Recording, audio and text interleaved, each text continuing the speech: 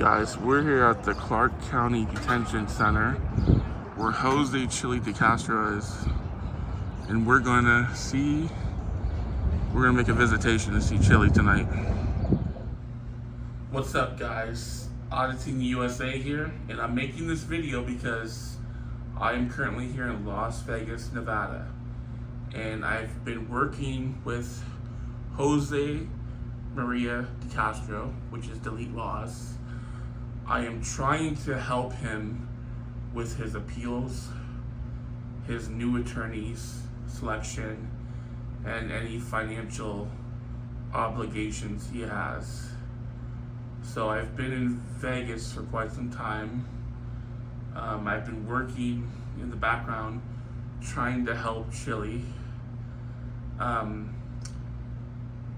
If you are all familiar with Chili, Delete Lawz, he was wrongfully arrested in Las Vegas, Nevada by a corrupt cop who didn't like him filming a traffic stop, something I do on the regular in Washington State, even in Seattle, Washington. And he was arrested for 2 charges, and unfortunately he was convicted of both charges. He didn't have a jury trial. He wasn't entitled to a jury trial. He was only allowed to do a bench trial. And the judge already had her mind made up because she thought he was rude to the jail staff or the court guards.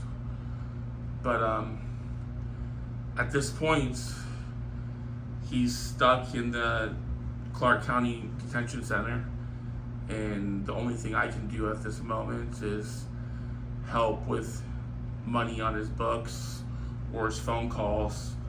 I can contribute to his lawyers and his other things as well, but it's going to take a whole lot of money to beat this whole process. He's got 2 more court appearances coming up soon, so hopefully he can get released before he has to go to trial for those 2 similar cases. So if anybody wants to help support Delete Lawz, they can do that. They can do that by, sending money, or they can, there's several ways to support Chili at this time. So Chili is going to be there for probably till July. I don't think he's going to have to serve the whole 6-month sentence, but we're trying our best to get Chili out. Nobody can believe that Delete Lawz was arrested for filming the police, and the guy was, Delete Lawz was more than 20 feet away. I mean, he didn't obstruct the cop. The Judge Ann Zimmerman claimed that he put the officer's life in danger. That's not the case. I mean, how is he putting the officer's life in danger? The officer's conducting the traffic stop. He decided to stop the traffic stop to go after Delete Lawz. I mean, none of this makes any sense. The prosecutor, she kind of painted a pretty bad picture for Jose, making it sound like, this officer was in danger, and obviously that's not the case. If the officer has to have reasonable suspicion to believe that he's in danger. Like, you see a knife, you see a gun, you see some sort of weapon, then you can say, you might be up to something not so good, right? But if you're just standing there holding a camera and you're filming the police, it's going to be really hard to prove that you put the officer's life in danger. And the reason I'm out here helping is because I do support Chile. I believe Jose Decastro. We had similarities to what's happened. I was convicted of reckless driving. It's something that is unbelievable. The officer said I was going 15 miles an hour in a 25-mile-an-hour zone. So basically, he said I was going 10 miles under the limits. There was no car accident. There was no property damage. There was no victim. But the officer, Brett Jacoby, which was originally from Mesa, Arizona, who had multiple complaints against him for use of force from Internal Affairs in Mesa, Arizona. I believe that's Maricopa County. So basically, yeah, Brett Jacoby accused me of this. Originally, he pulled me over for failure to stop at a stop sign. I asked for a sergeant. A sergeant didn't come. It was kind of like it was like a wannabe wannabe sergeant without the stripes. Officer Moss, Troy Moss. He showed up, and he's supposed to be some sort of training officer. Right away, Officer Moss was very, very hands-on. He wanted to grab me. He wanted to force me back in the car. He was very rude. He was very demanding. I was told to get out by Officer Jacoby and look for my insurance and my registration because they wanted to give me tickets for both of those. So for me to avoid that, I would have had to look for my stuff. And Officer Jacoby gave me that okay to come out of the car and do that. So when Officer Moss decided that he's had enough and we're not looking for your insurance card and your registration no more, he decided that him and Jacoby were gonna attack me. So I had to they forced me back in my car. And it took a lot of money, it took a lot of years, but I ended up losing the trial. Nobody can believe that you can be reckless at 15 miles an hour. I had a prosecutor who was out to get me. Her name is Lacey Offit. She currently does not work for the Snohomish County Prosecuting Attorney's Office anymore. She works directly with the Everett Police Department. They hired her on immediately after she won my trial. There was a lot of questions during the trial. The jurors wanted to see the police report. There was a lot of doubt. When you can listen to the recordings, the transcripts of the trial, and the sentencing on the website of the Everett Municipal Court. It's called AV Capture, I believe. But basically, what happened is Jacoby and Ross and the sergeant who showed up which is Sergeant Ross. Sergeant Ross, his father used to be sergeant for the Snohomish County Sheriff's Department. I think he might have worked for the jail. But there was a big connection there with that. And then basically, these guys, so what happened is when I called the sergeant, Ross showed up, and they got me in the car because they wanted to have, Moss wanted to have a conversation with Officer Jacoby, a private conversation without me video recording. Well, what Moss was doing was he was trying to trump up charges. So originally I'm pulled over for failure to stop at a stop sign. No big deal. That's just a traffic ticket, right? Well, at the end of the stop, after Ross is keeping me there, he's distracting me. That was his job. Ross was there to distract me and keep me in the car while Officer Moss had Jacoby start writing the statement, and he sat there and he told Brett Jacoby every step by step, what to write. He said there was a Boys and Girls Club. He said there was Hawthorne Elementary. He said there's Wiggum's Hollow Park.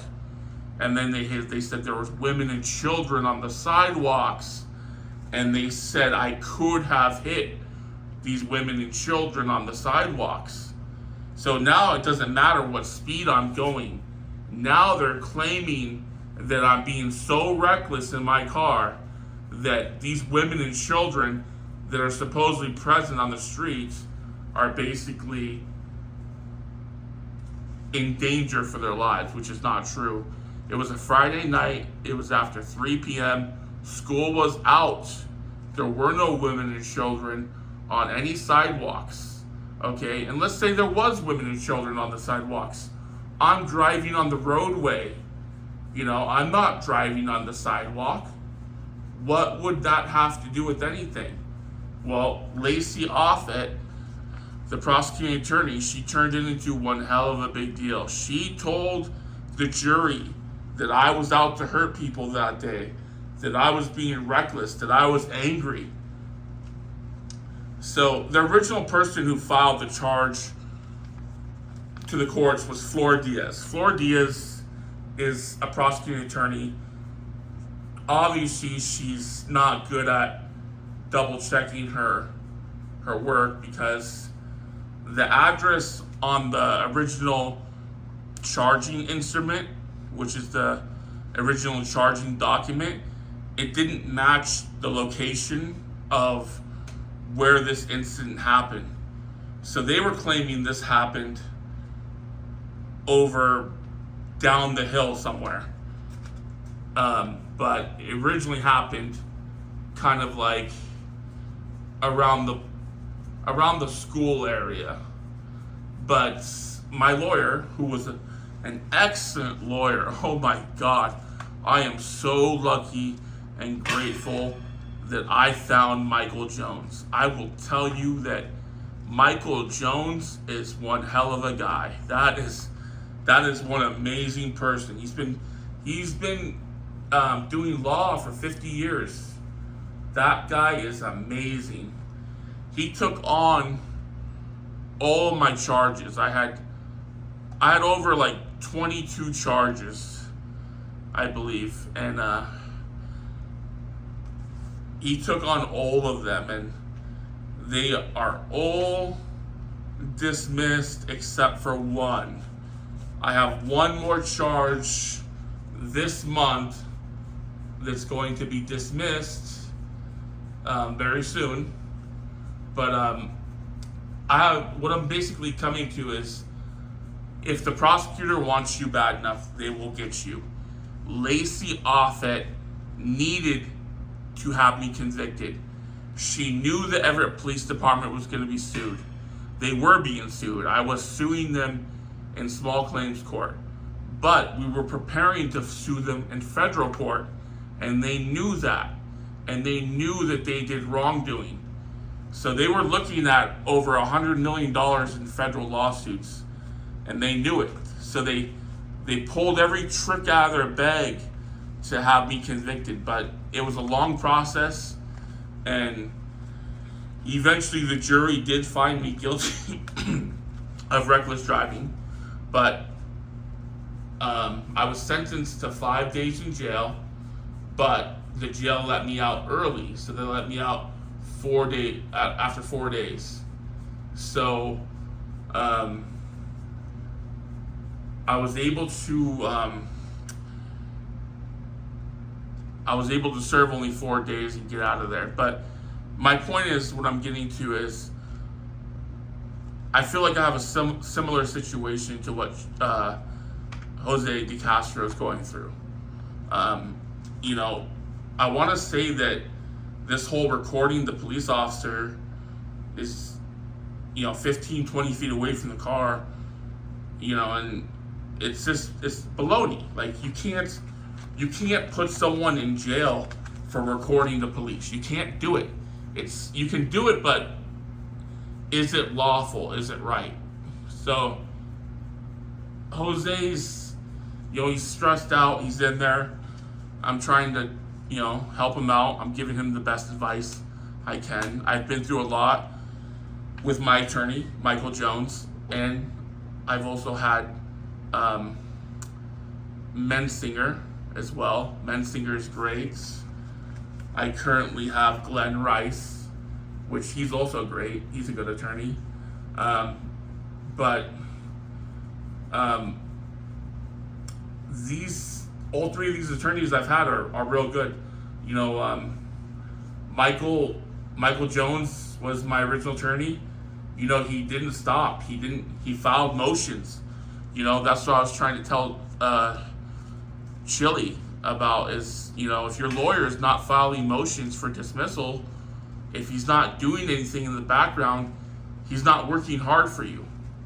He's not doing you right. So what I'm trying to say is, if your lawyer is just sitting around and waiting for the court date or the trial, that's not the way to go. During that time, he's got to file motions to dismiss the case. There's several motions to be filed to dismiss these cases, and now we're in a whole nother process. We're in an appeal process, which is a whole nother ball of wax. It costs more money, so Chili's going to need a lot more money to help him. It cost me buku's amount of dollars when I fought that reckless driving charge, and then I even appealed it. And when we appealed it, they had a different prosecutor in there, and she told the judge that I was driving 15 miles an hour, and you should have seen the look on the judge's face. She looked at that prosecutor like, what? She raised her eyebrow like, what? 15 miles an hour? And at that point, it was, you don't have a lot of chance in appeals. I will say that. So an appeal is like a 80-20.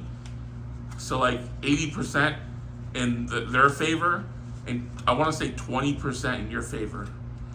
When you have a trial, you have about a 50-50 chance.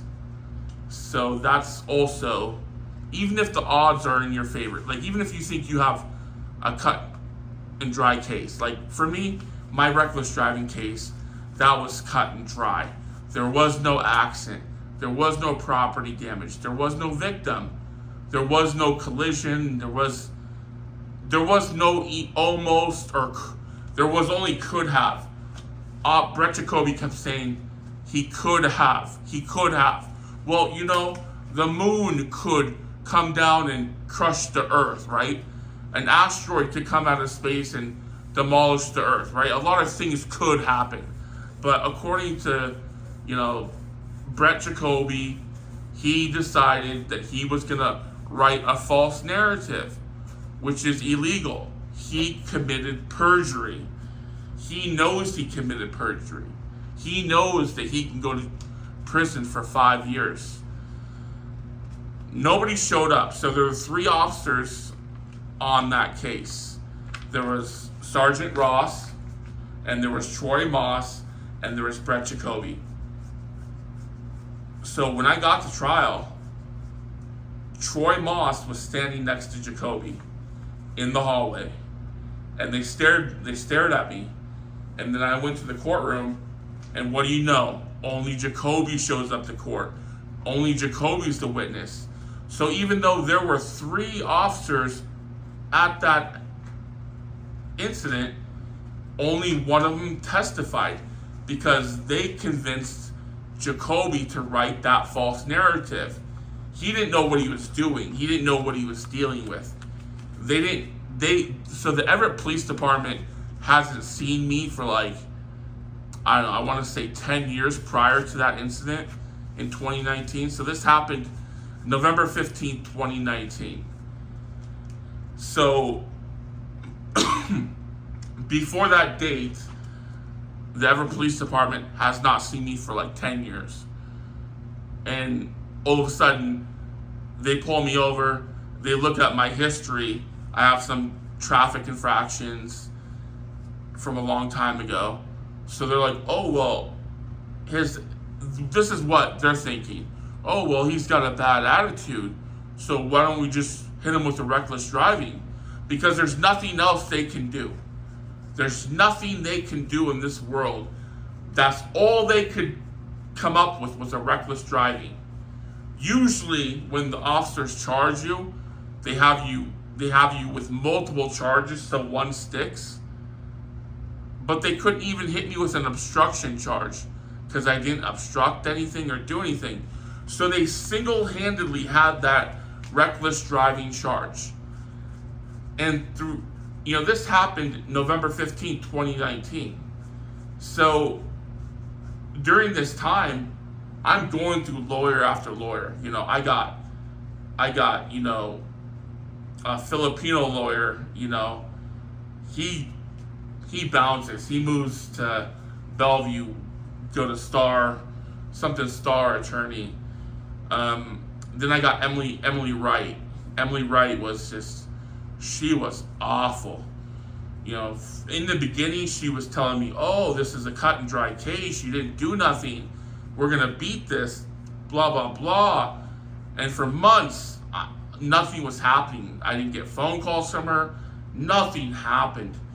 And then finally, I talked to her, and I already kind of knew that she was throwing me under the bus. So I decided to start recording her. And to my surprise, she was in favor of the prosecutor. She was saying, well, the prosecutor can say this, and the prosecutor can say that. And she didn't want to, it's almost like she didn't want to go to trial. So they kept trying to get me to accept a plea deal. And the plea deal was 6 months probation, and I would get a negligent driving in the second degree, which is a traffic ticket, and I would pay a fine. Sounds like a great deal, but then you have to understand something. You have to have pride, right? So why are you gonna accept something? Why are you gonna let this officer get away with this? You have to look at it this way. This officer is trying to take your life. This officer wants to put you away. He wants to ruin your record. He wants you to not be able to get jobs. This officer's out to get you. Should we reward the officer by taking a plea deal? Yeah, it sounded kind of good. A 6 month probation, negligent driving in the second degree, and then couple $100 fine. I could have had it over with. I had multiple offers. I mean, Lacey offered and offered. She even said it during the sentencing. She offered, and I refused. I absolutely refused to take any offer from her. And I was already in the process of suing them. They had to hire an attorney to protect the officers. So the way it works is if you sue somebody, no matter if they're an officer or they're a prosecutor, they have to show up to the court. Well, they never showed up. The attorney showed up for them. So when you file that paperwork, it says directly on that paperwork that the parties have to be present. They have to attend it, unless there's some sort of special request. And as far as I know, there wasn't any special request made. So eventually I got Michael Jones. And Michael Jones took on Bellevue cases. He took on Seattle cases. He took on Everett, Washington cases. He took on Linwood cases. He even helped me with my, I have some cases in Oregon. And at this time, I'm looking at over like 22 charges, and they're trying to, really hammer me. It's kind of almost a similar situation to Jose Decastro, delete Lawz, except I had a lot more luck, I want to say. So I had a lot of trolls chasing me around, following me around. That didn't deter me, right? It didn't deter my lawyers. My lawyers didn't care. None of them. Mensinger, Glenn Rice, Michael Jones, none of them cared. They cared about justice. They cared about making sure that I was free. So I learned a lot about law during this time. I was told a lot of things, explained a lot of things I didn't know before. So basically, I want to pass that knowledge to delete Lawz. And I also am going to help pay for a lot of this court stuff. I'm going to make my donations and do what I need to do. But right now, I've been visiting Jose Chili Decastro at the jail, and I've been trying to help him come up with a plan. I understand his hate for Ann Zimmerman. I understand it very well. I had a judge that was on the side of Lacey Offit. That was Robert Grant, and he wasn't even a real judge. He was just he was like a fill-in judge. They call him a pro temp. So he's like a prosecuting attorney that becomes a judge when no one else is available. So I understand what he's going through, and it's real. The prosecutor and the judge work side by side. That judge will listen to that prosecutor 95% more. Your lawyer only has like a 5%, and if you're doing a bench trial, that's the worst. I know I had a jury trial and I lost, but there could have been, now that I look at it, the jury selection kind of went wrong. We didn't really analyze our jury that well. I was part of the jury selection. I only removed one girl, and that one girl was claiming to be like I think she was kind of young and not the brightest one. She talked about how she liked to solve murder mysteries from like A&E and stuff like that, and she liked to kind of like investigate stuff. And you kind of gotta eliminate someone like that where they think that they know what they're doing, but they really don't. And she was really pissed off when I told I didn't say it loud, but I told my attorney to dismiss her. I said, Michael Jones, please eliminate her. And he says, I think it was like number 4, you are free to go. You are free to leave. And she stormed out of that courtroom. She did not like being dismissed. I had 2 more chances to dismiss people. And one of the person I should have dismissed there was a diesel mechanic, and his father was a lieutenant with the Washington State Patrol. I should have had him dismissed. And there was an older gentleman, I don't remember his name. Actually, I don't know any of their names. That's confidential and secret. I would never get to know their names. But he was some sort of lawyer. He was, I think he was like a personal injury lawyer. The guy looked like he was about to ready to croak and fall over. I mean, he looked old, terrible. But the diesel mechanic that had the lieutenant as the juror that was the diesel mechanic by trade, that had the father that was a lieutenant in the Washington State Patrol, he was called the jury foreman, and he was the one that was leading the jury. And they wrote us a note, and they wanted to see the statements from the officers. Well, there was actually two statements, because originally when I was delivered the discovery by my first attorney, he showed me the whole discovery. And there was a written statement from Brett Jacoby, and there was a second statement from Troy Moss. That statement later disappeared, and it was unrecoverable. No matter how many times I mentioned it, no matter how many times I said it, I read it, I saw it. I tried to take pictures of it, I tried to take copies of it, and the law firm would not allow it. They did not allow it. So I realized that those public defenders that originally had that case, they helped the Everett police. They work side by side with them. They help them. That's kind of what they do. I think that's how they get revenue, is they pretend like they're defending their clients, but in reality they're taking all these plea deals and trying to make the officers look good. I stood my ground against Officer Jacoby. I stood my ground in court.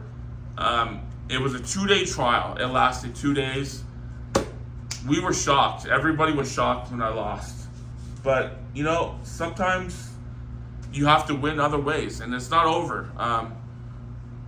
It's not over because the Everett Police Department is looking at several federal lawsuits. There's a lot of money going out right now, not just on my side, because I'm helping Chili as well, but I would like to let all the supporters know that if they could help with any of this would be great. The main focus right now is Chili. We got to help Chili, because Chili, he's in danger of being held captive longer. He's in that, he says himself, he's in a dungeon. He really is in a dungeon. And that place is it's no joke in there. It's a real, I've never been there myself, but you can look around, you can see the people that are coming in there, it's not a place anyone should be, and I don't believe that, you can say whatever you want about Jose Maria Chili Decastro, but in reality, he was holding a camera. He was filming the cops. He did nothing illegal, So the officer lied on the testimony, and at this point, guys, we're gonna have to stick together, and we're gonna have to beat this, because this looks bad on all our parts. So we gotta unite, guys. We gotta unite, and we gotta help Chili. This is a call for help. We gotta help Chili Decastro. If anybody wants to help donate to delete Lawz, they can do that. I am currently working with other YouTubers to try to help Chili as well, but it's a lot going on. There's a lot of appeals. There's a whole nother process to get the attorneys, I believe his original attorney was Michael Mead. I watched the video. That guy did a horrible job. He did an awful job. He didn't argue even during sentencing. He didn't, Jose Decastro's attorney, Michael Mead, he didn't argue on anything. He just kind of sat there and listened to the judge and listened to the prosecutor. I couldn't believe that. And then she wanted to take him away for 6 months. Like, Jesus, he was holding the camera. It's different. You give someone 1 or 2 days in jail, but 6 months in jail for holding a camera. This is bad news, because now you're gonna start fighting for people's rights to hold a camera. He's in public. He was nowhere near the car. This is a cut and dry case, like my reckless driving case. These are the kind of cases where they should be dismissed with prejudice before they're even heard in the court of law.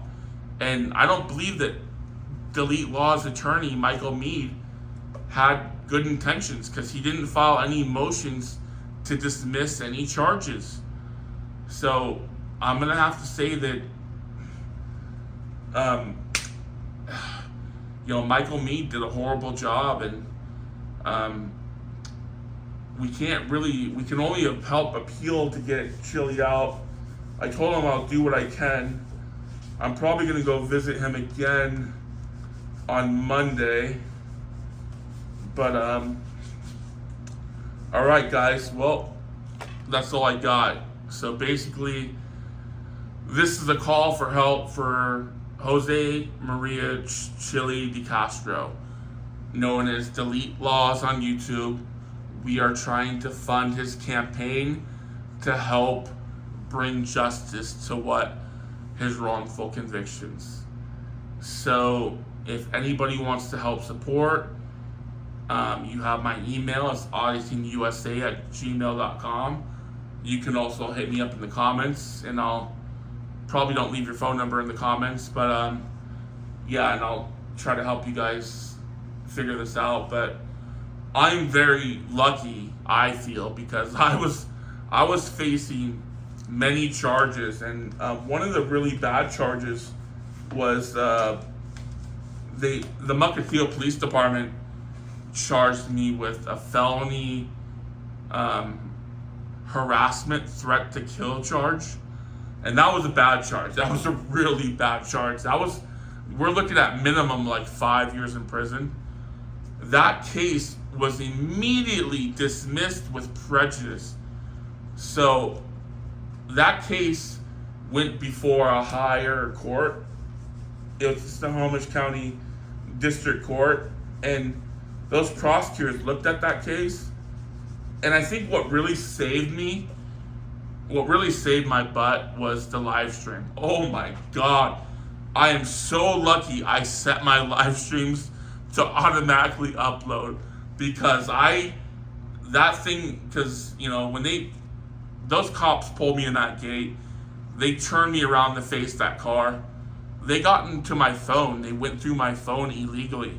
They were searching my phone. Well, in the background, I have it so things can upload in the background when you're not looking. So he wasn't, I think they have their best tech guy trying to look at my phone, but he didn't know enough about my phone and YouTube. The only thing that he was able to do was remove my passcode. So the first thing he did was he went into my settings and he removed my passcode. He didn't remove it, he turned it off. The button that turns it off temporarily. So that way they could gain access to the phone even longer. And, on the live stream, it shows him pick it up. It shows him go through it. He even ended my live stream. He hit the X and ended it, but he didn't realize it was uploading in the background. So I had a lot of evidence against them. They can be sued. Mukilteo Police Department can be sued. The Everett Police Department can be sued. These cops are labeling people. They're trying to ruin people's lives because they don't like people.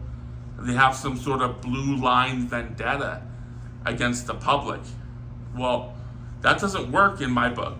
I'm gonna fight. And I spent more than $100,000 fighting all my charges. I spent a lot of money battling this stuff, and it's not easy, but you have to fight. You can't give up.